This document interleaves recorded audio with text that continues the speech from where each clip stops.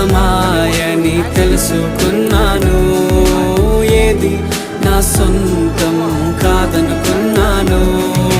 తప్పిపోయిన కుమారుని నేనైతే నా కొరకై నిరీక్షించే తండ్రి నా యేసు.